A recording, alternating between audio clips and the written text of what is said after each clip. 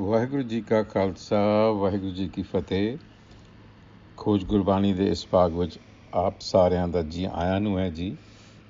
ਅੱਜ ਅਸੀਂ ਸ੍ਰੀ ਰਾਗ ਛੰਤ ਮਹਿਲਾ ਪਹਿਲਾ ਦੇ ਦੱਖਣਾ ਬਾਣੀ ਦਾ ਜੋ ਚੌਥਾ ਪਦਾ ਹੈ ਉਸ ਦਾ ਪਾਠ ਕਰਾਂਗੇ ਅਤੇ ਉਸ ਦੇ ਅੱਖਰੀ ਅਰਥ ਅਤੇ ਭਾਵ ਅਰਥ ਸਮਝਣ ਦੀ ਕੋਸ਼ਿਸ਼ ਕਰਾਂਗੇ। ਸੋ ਆਓ ਪਹਿਲੋਂ ਪਾਠ ਕਰ ਲਈਏ। ਦੱਖਣਾ ਜੋ ਤੋ ਕੀਨੇ ਆਪਣੇ ਤਿਨਾ ਕੂ ਮਿਲਿਓ ਹੈ, ਆਪੇ ਹੀ ਆਪ ਮੋਹਿਓ ਜਸ ਨਾਨਕ ਆਪ ਸੁਣਿਓ ਹੈ। ਛੰਤ ਪ੍ਰੇਮ ਠਗੋਰੀ ਪਾਇ ਰਜਾਏ, ਗੋਬਿੰਦ ਮਨ ਮੋਹਿਆ ਜਿਓ। ਸੰਤਨ ਕੇ ਪ੍ਰਸਾਦ ਅਗਾਧ, ਕੰਠੇ ਲਗ ਸੋਹਿਆ ਜਿਓ।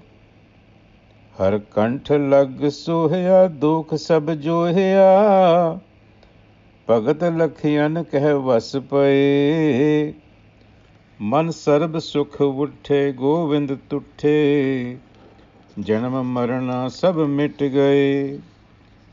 ਸਖੀ ਮੰਗਲੋ ਗਾਇਆ ਇੱਛ ਪੁਜਾਇਆ, ਬਹੁੜ ਨਾ ਮਾਇਆ ਹੋਇਆ।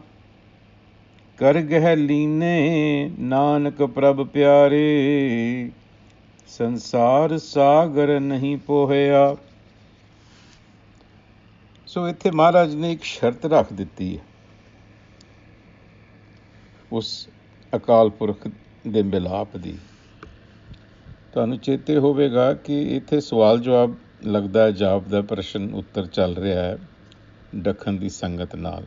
ਇਸ ਤਰ੍ਹਾਂ ਸਾਡੇ ਜੋ ਸੰਪਰਦਾਈ ਟੀਕੇ ਨੇ ਸਾਨੂੰ ਸਮਝਾਉਂਦੇ ਨੇ, ਔਰ ਪੜ੍ਹ ਕੇ ਇਸ ਤਰ੍ਹਾਂ ਜਾਪਦਾ ਵੀ ਹੈ।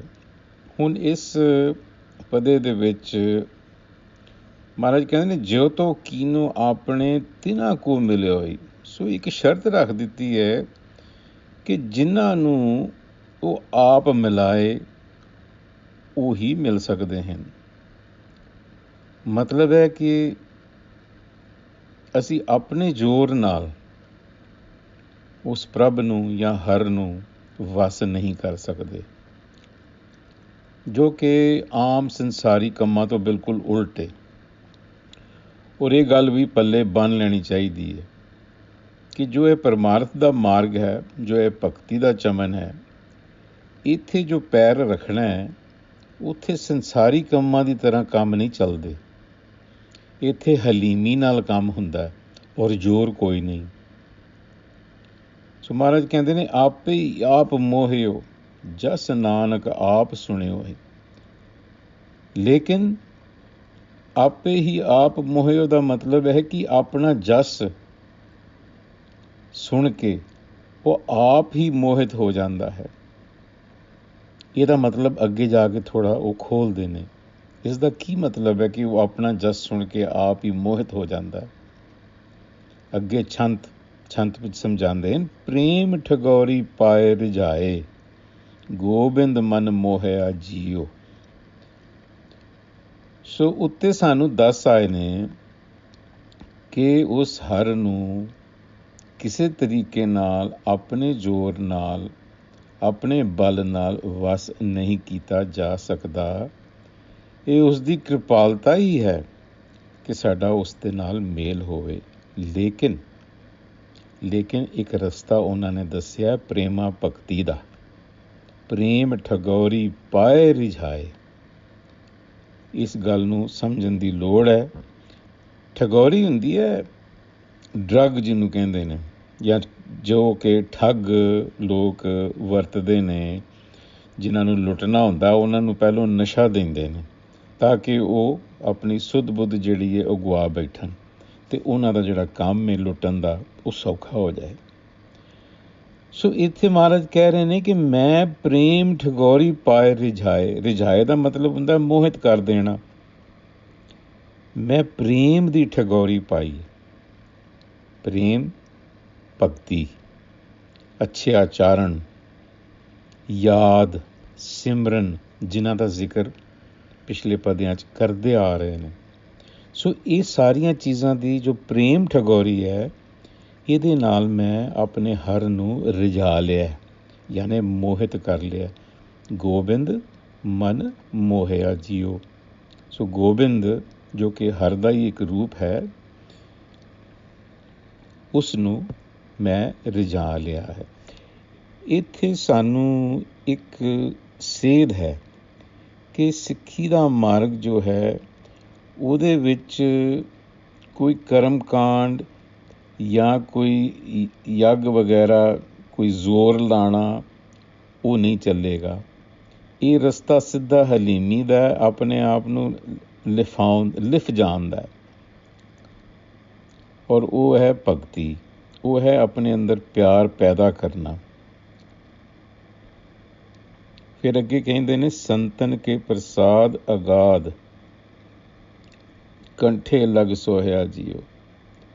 ਸੋ ਇਹ ਜੋ ਹੋਇਆ ਹੈ ਇਹ ਸੰਤਨ ਦਾ ਪ੍ਰਸਾਦ ਹੈ, ਜਿਸ ਕਰਕੇ ਮੈਂ ਕੰਠ ਲੱਗਾ। ਕੰਠ ਲੱਗਣ ਦਾ ਮਤਲਬ ਹੈ ਨਾਲ ਲੱਗਾ ਜਾਂ ਜੁੜਿਆ ਵਾਂ, ਔਰ ਉਸ ਕਰਕੇ ਮੈਂ ਸੋਹਿਆ, ਸੋਹਣਾ ਲੱਗ ਰਿਹਾ ਵਾਂ। ਇਹਦਾ ਵੀ ਮਤਲਬ ਸਮਝ ਲਈਏ। ਸੰਤਨ ਕੇ ਪ੍ਰਸਾਦ, ਸੰਤਨ ਮੈਨੇ ਜੋ ਸੰਤਾਂ ਤੋਂ ਜਣਿਆ, ਸੰਤ ਤੋਂ ਜਣਿਆ ਹੈ। ਮਤਲਬ ਹੈ ਕਿ ਉਹ ਆਤਮਿਕ ਅਵਸਥਾ, ਸੰਤ ਜਿੱਥੇ ਮਨ ਔਰ ਚਿੱਤ ਇੱਕ ਹੋ ਚੁੱਕੇ ਹੋਣ, ਉਹ ਸੰਤ ਅਵਸਥਾ ਹੈ। ਸੋ ਇਹ ਜੋ ਉਹਨਾਂ ਤੋਂ ਜਣਿਆ, ਭਾਵ ਸੰਤਨ ਗੁਰ, ਗੁਰੂ ਦੇ ਪ੍ਰਸਾਦ ਕਰਕੇ, ਉਹਦੀ ਕਿਰਪਾਲਤਾ ਕਰਕੇ ਮੈਨੂੰ ਇਹ ਰਸਤਾ ਮਿਲਿਆ, ਜਿਸ ਕਰਕੇ ਮੈਂ ਉਸ ਹਰ ਪ੍ਰਭੂ ਨੂੰ ਆਪਣੇ ਗਲ ਲਾ ਲਿਆ, ਜਾਂ ਉਸਨੇ ਮੈਨੂੰ ਲਾ ਲਿਆ ਮੋਹਿਤ ਹੋ ਕੇ। ਯਾਨੀ ਕਿ ਇਹ ਸੰਭਾਵਨਾ ਬਣ ਗਈ, ਗੱਲ ਲੱਗਣ ਦੀ, ਮੇਲ ਹੋਣ ਦੀ ਸੰਭਾਵਨਾ ਬਣ ਗਈ ਔਰ ਬਣੀ ਔਰ ਵਾਪਰੀ। ਹਰ ਕੰਠ ਲਗ ਸੋਹਿਆ ਦੋਖ ਸਭ ਜੋਹਿਆ ਭਗਤ ਲਖਿਅਨ ਕਰ ਵਸ ਪਏ। ਸੋ ਭਗਤੀ ਦੇ ਲੱਛਣਾਂ ਕਰਕੇ, ਭਗਤੀ ਦੇ ਕੀ ਲੱਛਣ ਹਨ? ਪਿਆਰ, ਸਿਮਰਨ, ਆਚਾਰਨ, ਆਪਣੇ ਅੰਦਰ ਗੁਣਾਂ ਨੂੰ ਪੈਦਾ ਕਰਨਾ, ਆਪਣੇ ਅੰਦਰ ਪ੍ਰੇਮਾ ਭਾਵ ਪੈਦਾ ਕਰਨਾ। ਇਹਨਾਂ ਵਜ੍ਹਾ ਕਰਕੇ ਉਸ ਹਰ ਦੇ ਕੰਠ ਲੱਗਣਾ ਹੋਇਆ, ਔਰ ਜਿਸ ਕਰਕੇ ਮੈਂ ਸੋਹਣਾ ਲੱਗਾ। ਸੋਹਣਾ ਲੱਗਣ ਦਾ ਮਤਲਬ ਹੈ ਮੇਰੇ ਅੰਦਰ ਉਹ ਗੁਣ ਜੋ ਹਨ ਉਹ ਆ ਗਏ। ਮਨ ਸਰਬ ਸੁਖ ਉੱਠੇ ਗੋਬਿੰਦ ਤੁਠੇ। ਗੋਬਿੰਦ ਤੁਠਾ ਮਤਲਬ ਹੈ ਕਿ ਗੋਬਿੰਦ ਦਾ ਪਿਆਰ ਮਿਲਿਆ, ਸਾਰੇ ਜੋ ਸੁੱਖ ਨੇ, ਸਰਬ ਸੁੱਖ ਸਮਝ ਲਓ ਮਿਲ ਗਏ। ਅਸੀਂ ਪਿਛਲੇ ਪਦੇ ਵਿੱਚ ਵੀ ਪੜ੍ਹ ਆਏ ਹਾਂ, ਉੱਥੇ ਉਹ ਕਹਿੰਦੇ ਨੇ ਲੱਦੇ ਸਭੇ ਥੋਕੜੇ। ਯਾਨੀ ਕਿ ਜਦੋਂ ਇਹ ਮਿਲਾਪ ਹੁੰਦਾ ਜਾਂ ਮਨ ਦੀ ਅਵਸਥਾ ਬਣਦੀ ਹੈ, ਇਉਂ ਸਮਝੋ ਕਿ ਦੁਨੀਆ ਦਾ ਸਾਰਾ ਸੁੱਖ, ਸਾਰੇ ਪਦਾਰਥ ਮਿਲ ਗਏ। ਫਿਰ ਅੱਗੇ ਕਹਿੰਦੇ ਨੇ ਜਨਮ ਮਰਨਾ ਸਭੇ ਮਿਟ ਗਏ। ਇਹਦਾ ਭਾਵ ਹੈ ਕਿ ਆਵਾਗਮਨ ਦੀ ਜੋ ਇੱਕ ਸਿਲਸਿਲਾ ਚੱਲ ਰਿਹਾ ਹੈ ਮਨ ਦਾ, ਉਹ ਖਤਮ ਹੋ ਜਾਂਦਾ ਹੈ। ਹੁਣ ਇਹ ਜੋ ਆਵਾਗਮਨ, ਮਰਨਾ ਜੰਮਣ, ਇਸ ਦਾ ਜ਼ਿਕਰ ਬਾਰ-ਬਾਰ ਬਾਣੀ ਕਰਦੀ ਹੈ, ਲੇਕਿਨ ਅੱਜ ਦੇ ਦੌਰ ਦੇ ਵਿੱਚ ਬਹੁਤ ਸਾਰੇ ਸਾਡੇ ਵੀਰ ਭੈਣਾਂ ਪਰੰਤੂ ਕਿੰਤੂ ਕਰਦੇ ਹਨ ਇਸ ਚੀਜ਼ 'ਤੇ, ਔਰ ਸਹੀ ਵੀ ਹੈ ਕਰਨਾ, ਲੇਕਿਨ ਇਹਨੂੰ ਸਹਿਜ ਸਮਝਣ ਦੀ ਲੋੜ ਹੈ ਕਿ ਇੱਥੇ ਮਹਾਰਾਜ ਕਿਸ ਚੀਜ਼ ਨੂੰ ਆਵਾਗਮਨ ਕਹਿ ਰਹੇ ਨੇ। ਕਿਹੜੀ ਐਸੀ ਚੀਜ਼ ਹੈ ਜਿਹੜੀ ਆਉਂਦੀ ਹੈ ਔਰ ਜਾਂਦੀ ਹੈ, ਔਰ ਕਿਹੜੀ ਐਸੀ ਚੀਜ਼ ਹੈ ਇਸ ਆਵਾਗਮਨ 'ਚ ਆਉਣ ਕਰਕੇ ਪੱਕਣ ਨੂੰ ਕਰਦੀ ਹੈ। ਸੋ ਬਜਾਏ ਇਹ ਕਹਿਣਾ, ਜਿਸ ਤਰ੍ਹਾਂ ਕਿ ਆਮ ਸੁਣਨ 'ਚ ਆਉਂਦਾ ਹੈ, ਜੀ ਆਵਾਗਮਨ ਅਸੀਂ ਮੁੜ ਨਹੀਂ ਆਉਂਦੇ, ਇਹ ਇੱਕ ਦੂਸਰੀ ਮੱਤ ਹੈ। ਐਸਾ ਨਹੀਂ ਹੈ। ਇਸ ਨੂੰ ਸਮਝੋ ਕਿ ਇੱਥੇ ਕਿਹਾ ਕੀ ਜਾ ਰਿਹਾ, ਕਿ ਆਖਿਰਕਾਰ ਸੰਸਾਰ ਆਖੀਦਾ। ਸੰਸਾਰ ਦਾ ਮਤਲਬ ਹੀ ਇੱਕ ਚੱਕਰ ਹੈ, ਔਰ ਇਹ ਆਮ ਆਬਜ਼ਰਵੇਸ਼ਨ, ਤੁਸੀਂ ਅਗਰ ਵੈਸੇ ਹੀ ਆਪਣੇ ਆਲੇ ਦੁਆਲੇ ਕੁਦਰਤ ਨੂੰ ਦੇਖੋ ਤਾਂ ਤੁਹਾਨੂੰ ਸਮਝ 'ਚ ਆਏਗਾ ਕਿ ਇਹ ਇੱਕ ਰੀਸਾਈਕਲਿੰਗ ਚੱਲਦੀ ਹੀ ਰਹਿੰਦੀ ਹੈ। ਸੋ ਇਸ ਕਰਕੇ ਇਸ ਆਵਾਗਮਨ ਨੂੰ, ਇਸ ਜਨਮ ਮਰਨ ਨੂੰ ਸਮਝਣ ਦੀ ਲੋੜ ਹੈ ਕਿ ਇੱਥੇ ਕੀ ਰੀਸਾਈਕਲਿੰਗ ਹੋ ਰਹੀ ਹੈ, ਕੀ ਚੀਜ਼ ਹੈ ਜੋ ਚੱਲਦੀ ਹੈ ਔਰ ਆਉਂਦੀ ਹੈ, ਜੋ ਦਿਖਦੀ ਹੈ ਫਿਰ ਅਲੋਪ ਹੋ ਜਾਂਦੀ ਹੈ, ਫਿਰ ਆਉਂਦੀ ਹੈ, ਫਿਰ ਅਲੋਪ ਹੋ ਜਾਂਦੀ ਹੈ। ਇਹ ਸੰਸਾਰ ਇਵੇਂ ਹੀ ਚੱਲਦਾ ਪਿਆ। ਸਖੀ ਮੰਗਲੋ ਗਾਇਆ, ਇੱਛ ਪੁਜਾਇਆ, ਬਹੁੜ ਨਾ ਮਾਇਆ ਹੋਇਆ। ਸੋ ਇਸ ਅਵਸਥਾ ਦੇ ਵਿੱਚ ਮਾਇਆ ਦਾ ਜ਼ੋਰ, ਮੈਨੇ ਸੰਸਾਰੀ ਜੋ ਜ਼ੋਰ ਹੈ ਮਾਇਆ ਦਾ ਸਾਡੇ 'ਤੇ ਬੜਾ ਪ੍ਰਬਲ ਜ਼ੋਰ ਹੈ, ਕਿਉਂਕਿ ਮਾਇਆ ਵਿੱਚੋਂ ਹਉਮੈ ਉਤਪੰਨ ਹੋਈ ਹੈ। ਹਉਮੈ ਨੂੰ ਸਿਰਫ ਦੋ ਗੱਲਾਂ ਨਾਲ ਮਤਲਬ ਹੁੰਦਾ ਹੈ। ਇੱਕ, ਆਪਣੇ ਆਪ ਨੂੰ ਅੱਗੇ ਵਧਾਉਣਾ, ਜਿਹਨੂੰ ਕਹਿੰਦੇ ਆ ਰੈਪਲੀਕੇਸ਼ਨ, ਰੀਪਰੋਡਕਸ਼ਨ, ਅਤੇ ਦੂਸਰਾ ਐਵੋਲੂਸ਼ਨ, ਮਤਲਬ ਆਪਣਾ ਵਾਧਾ ਕਰਨਾ ਕਿਸੇ ਤਰੀਕੇ ਨਾਲ। ਔਰ ਉਹ ਕੰਮ ਹੀ ਮਾਇਆ ਵਿੱਚ ਕਰ ਸਕਦੀ ਹੈ। ਇਹ ਹੀ ਜੰਮਣ ਮਰਨ ਵਿੱਚ ਫਸਣਾ ਹੈ, ਕਿਉਂਕਿ ਮੁੜ ਪੁਨਰਗਤੀ ਹੁੰਦੀ ਹੈ। ਸੋ ਇਹ ਚੀਜ਼ ਜੋ ਹੈ, ਇਹ ਜੋ ਚੱਕਰ ਹੈ, ਮਹਾਰਾਜ ਕਹਿ ਰਹੇ ਨੇ ਮੇਰਾ ਖਤਮ ਹੋ ਗਿਆ। ਗੁਰ ਗਹਿ ਲੀਨੇ, ਗੁਰੂ ਦਾ ਹੱਥ ਫੜ ਲਿਆ। ਨਾਨਕ ਪ੍ਰਭ ਪਿਆਰੇ, ਜੋ ਪਿਆਰਾ ਪ੍ਰਭ ਹੈ ਉਹ ਮਿਲ ਗਿਆ।